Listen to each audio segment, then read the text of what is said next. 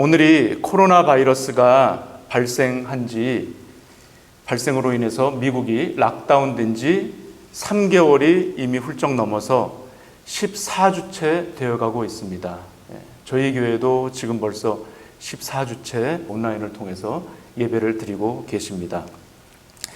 지난 6월 5일에 트럼프 대통령이 락다운을 해제한다는 발표가 있었지만 아직까지 캘리포니아주를 비롯한 여러 주가 전면 개방하기까지는 시일이 좀 더 걸릴 것으로 보여집니다.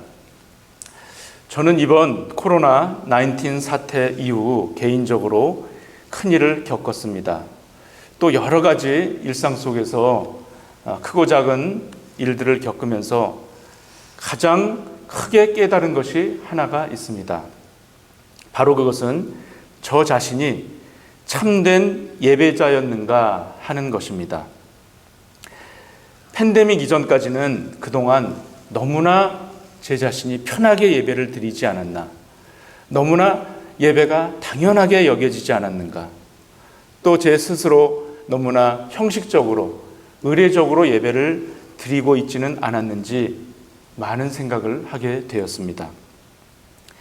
예배가 얼마나 소중한지, 일주일에 한 번 드리는 이 예배가 나의 삶 가운데 얼마나 큰 힘이 되는지 이번에 저는 절실하게 느끼게 되었습니다.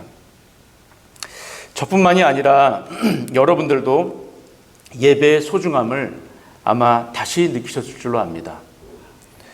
또한 그 이전까지 누구도 예측하지 못했던 이런 초유의 사태를 겪으면서 세상이 이렇게 바뀔 수도 있겠구나 라는 생각도 아마 하셨을 겁니다. 바뀐 것이 무엇입니까?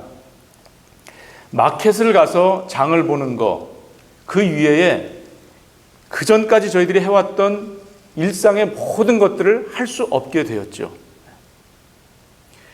그리고 악수는 물론 가까운 사람과 마주 앉아서 테이블을 앞에 두고 대화도 할 수 없는 그러한 형태까지 저희들이 되었습니다. 그런데 그 중에서도 가장 저희들을 슬프게 했던 것이 무엇입니까?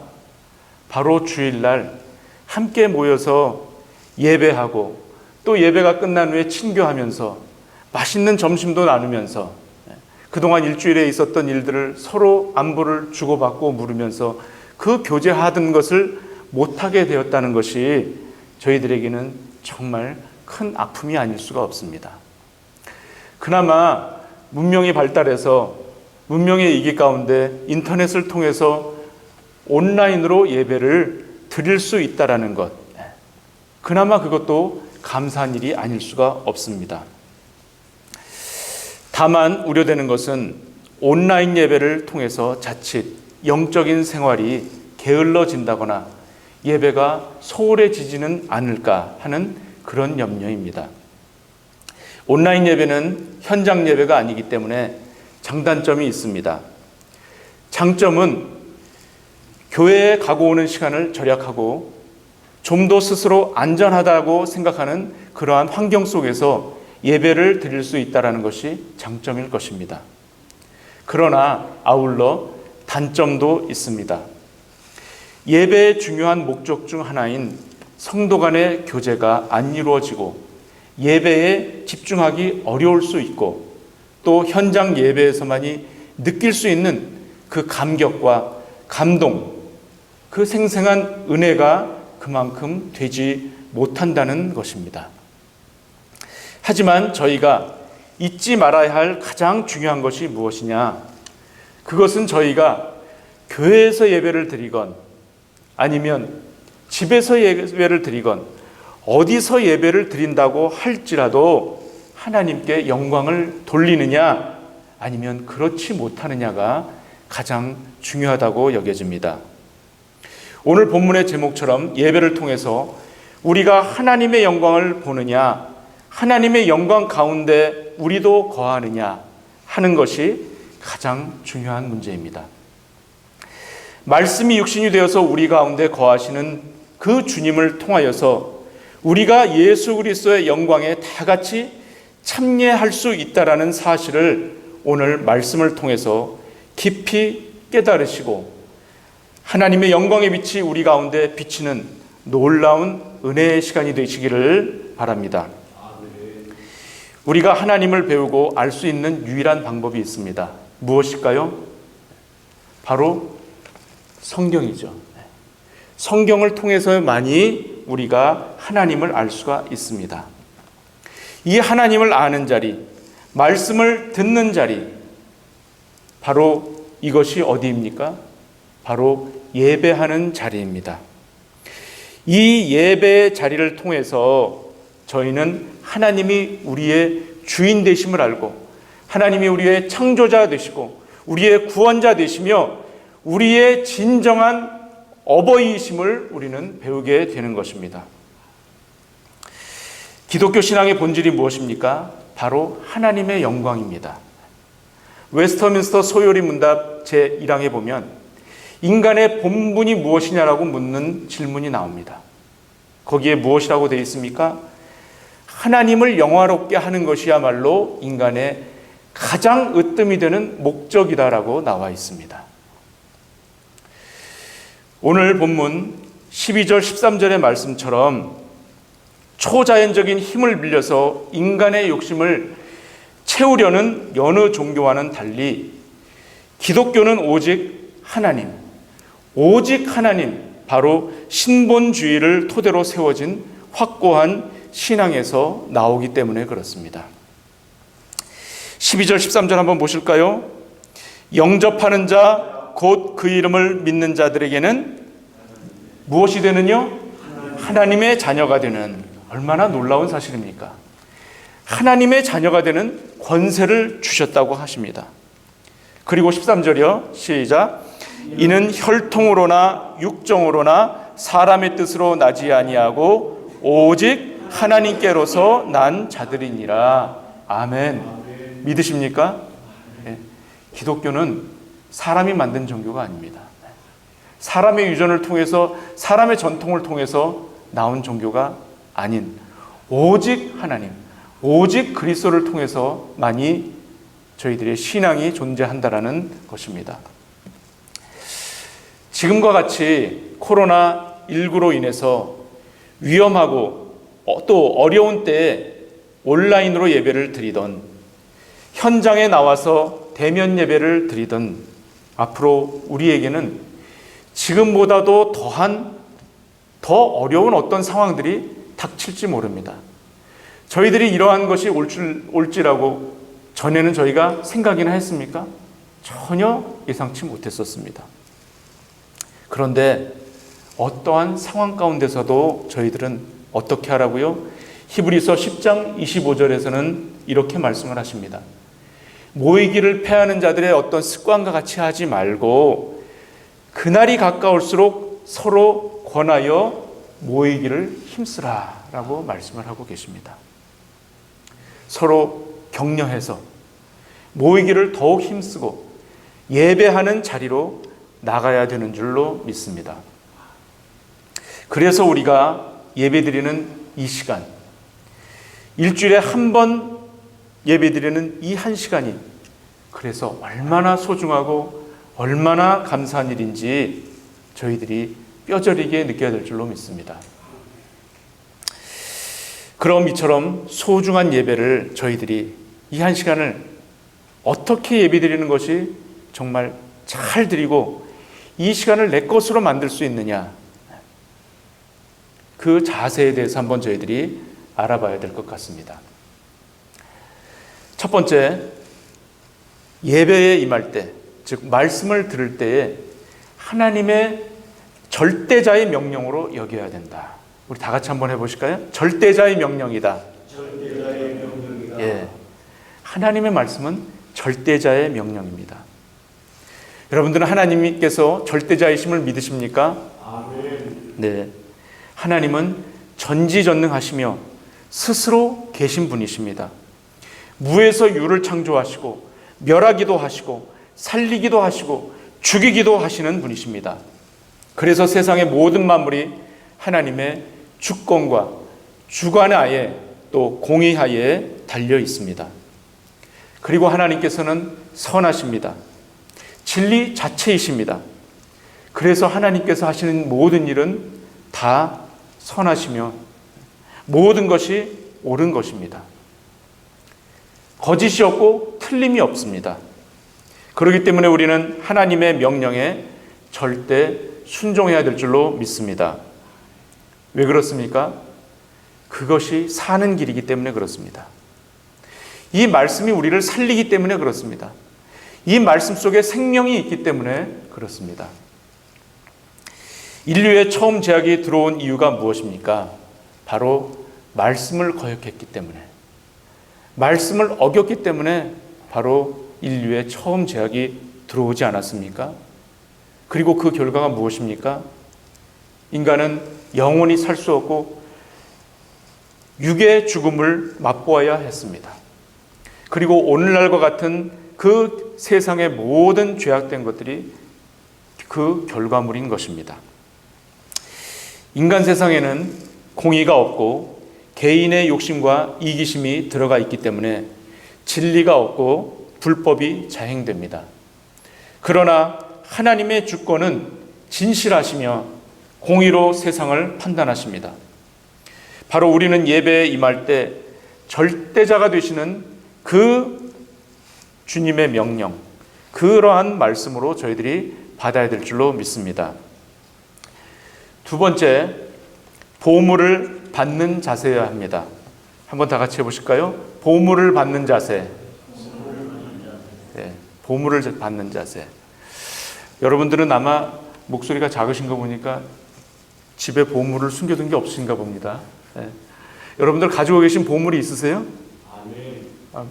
목사님 있으시군요. 네, 보물이 있으세요. 저도 보물이 하나가 있습니다. 저는 어떤 보물이 있냐면 지갑입니다. 지갑. 오래된 지갑인데 제가 결혼하기 전에 저희 집사람을 만나서 연애를 하던 중이었어요. 그때 저는 이제 군대를 거의 이제 제대를 앞두고서 저희 집사람을 만났는데 조금 만나다가 이제 한 1년쯤 만나다가 제 생일이 왔어요. 그런데 그때 제가 어떤 선물을 받았냐면 아주 갈색의 고급스럽게 보이는 갈색의 가죽 지갑을 처음 받았어요. 상표도 제가 아직도 기억을 하고 있어요. 니나리찌라고. 지금 있나 모르겠는데. 그때 제가 그 지갑을 받고서 얼마나 기쁘고 얼마나 흐뭇했는지요. 당시 학생이었던 저는 또 군대를 이제 제대를 앞두고 있었으니까 가진 돈이 없는데 그처럼 귀하고 좋은 지갑을 난생 처음 제가 받아봤거든요. 그때 받으면서 든 생각이 나같이 부족한 사람이 이런 좋은 거를 받아도 되나 하는 그런 생각이 들었어요. 이 사람이 진짜 나를 좋아하는구나. 진짜 나를 사랑하는구나. 그렇게 생각이 당연히 들죠. 안 그렇겠습니까? 그런 좋은 거를 해준다 할 때는 그런 마음이 있으니까 할 거 아니겠습니까? 세상을 다 가진 것 같은 그러한 기분이 들었어요. 그래서 제가 그때부터 그 지갑을 사용을 하기 시작해서 얼마나 썼겠습니까? 거의 한 20년 가까이를 그 지갑만 제가 사용을 했어요. 어떨 때 이제 사회생활을 하다 보면 또 좋은 지갑이 또 선물로 들어오기도 했지만은 들어오면 그런 건 다른 분들 주고 저는 그 지갑을 거의 마르고 닳도록 사용을 했습니다. 지금은 이제 구멍도 나고 다 떨어져서 사용할 수 없게 되어서 진짜 보물처럼 제 서랍장 안에 보관이 되어 있습니다. 그런데 가끔 이렇게 서랍장을 열다가 이렇게 눈에 띄면 그때의 젊었을 때 저희 사람 젊었을 때의 모습 또 그 고마움이 아직까지도 저는 느껴지고 있습니다. 또 제가 어떤 보물이 있냐면 제가 고등학교 시절 잠깐 방황하던 시절이 있었습니다. 부모님 속을 무척이나 속였던 그런 시절이 있었습니다. 그때 제가 집을 잠깐 나갔다 온 적이 있었는데 그때 어머니의 기도, 간절한 아들이 빨리 제 정신을 차리고 바른 길로 돌아오기를 바랬던 그 어머니의 기도, 그 기도를 저는 아직도 잊을 수가 없습니다. 그리고 또 제가 미국에 왔을 때 절벽 같은 데서 떨어져가지고 5m 되는 데서 떨어져서 팔이 부러져서 수술을 한 적이 있었어요. 아주 대형 사고였다고 그러더라고요. 그때 제 옆에서 간절하게 계속해서 간호해 주던 저희 집사람, 저희 아내의 그 정성, 그것이 저에게는 또 보물이에요. 그때 또 어떤 권사님께서 저에게 죽을 써오셨어요. 정성스럽게 죽을 써오셨어요. 오늘도 아마 우리 목사님 이제 퇴원하시고 한편으로는 기쁘기도 하고 한편으로는 염려가 되기 때문에 우리 아마 권사님께서 또 죽을 써오신 걸로 제가 알고 있어요. 그 죽을 쓰실 때 남자들은 잘 몰라요. 그죠? 죽을 한 번도 써본 적은 없고 먹기만 했으니까. 근데 그 정성, 그 마음, 그게 보물이더라고요. 얼마나 감사한지 모르겠더라고요. 자, 보물이란 세월이 흘러도 잊을 수 없는 것. 당시를 생각하면 지금도 그 고마운 그 상대의 마음이 체휼이 돼요. 그것이 교통이 되더라 이거죠. 잊을 수가 없는 거예요. 고맙고 감사한 그 마음과 정성이 너무나도 귀하기 때문에 잊을래야 잊을 수가 없는 거예요. 그게 바로 보물이에요. 다른 사람은 모르는 나만이 가지고 있는 것, 그것이 보물이라 이거죠. 여러분들은 말씀 속에서 말씀을 들을 때 이 말씀을 내 거로 잡아야지. 이 말씀이 보물이구나. 이 말씀이 오늘 나를 살리는구나. 지금까지 나를 살렸던 그 말씀, 내가 간직하고 있는 것, 남들은 알지 못해요. 그 말씀이 어떻게 나를 살렸는지. 그러나 이 말씀을 내가 오늘 잡지 않으면 나는 죽는구나. 바로 이와 같이 말씀을 대할 때 밭에 감추어져 있는 보물을 발견했던 농부가 어떻게 합니까? 자기가 가지고 있던 전 재산을 다 팔지 않습니까? 그래가지고 그 보물이 숨겨져 있는 그 밭을 갖다가 사지 않습니까? 자기 거 가지고 있는 것을 다 드려도 아깝지 않은 것, 그게 바로 보물이에요. 우리는 말씀을 대할 때 바로 그런 자세로, 보물을 받는 자세로 대하면 여러분들에게 큰 은혜가 있을 줄로 믿습니다. 세 번째, 어떠한 자세로 저희들이 말씀을 받아야 되느냐? 겸손한 자세로 말씀을 받아야 합니다. 세상에서 가장 겸손한 분이 누구실까요? 네, 바로 우리 주님이십니다. 하늘 보좌에 계셔야 될 분이 가장 낮고 천한 곳까지 내려오셔서 인간이 받을 수 있는 가장 큰 수모와 모욕과 고통을 다 받으시고 혼자서 온몸에 다 받으시고 십자가에 달려서 죽기까지 돌아가시지 않았습니까? 바로 우리 주님이 가장 겸손하신 분이십니다. 그런데 이 주님이 얼마나 겸손하시냐면 죄로 인해서 죽을 수밖에 없는 저희 인생들의 회심을 받아주십니다. 저희들이 예배에 나와서 내가 회심하고 회개하고 돌이킬 때에 저희들을 받아주신다라는 겁니다. 얼마나 놀라운 사실인지 모르겠습니다. 우리 주님은 양을 찾아 헤매이는 목자처럼 탕자를 기꺼이 맞아들일 준비가 되어 있으신 아버지처럼 잃어버린 이들을 오늘도 예배 가운데서 부르시고 계십니다. 이 음성이 말씀 속에, 하나님 말씀 속에 담겨져 있습니다. 예배 가운데 하나님께서 가장 기뻐하신 일이 무엇일까요? 바로 겸손함으로 자신의 죄를 자복하고 회심하는 그러한 심령입니다. 오늘도 우리 장로님 기도하실 때 기도 가운데 있지 않았습니까?